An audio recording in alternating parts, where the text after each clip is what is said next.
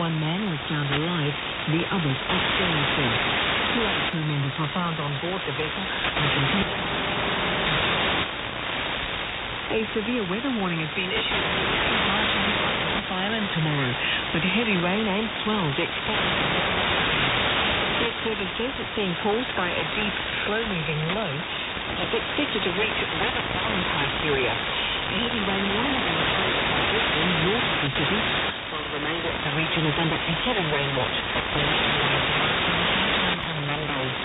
Meteorologist Tui McInnes says between 100 and 140 millimetres of rain is likely to fall in that time. We start to see the wet weather really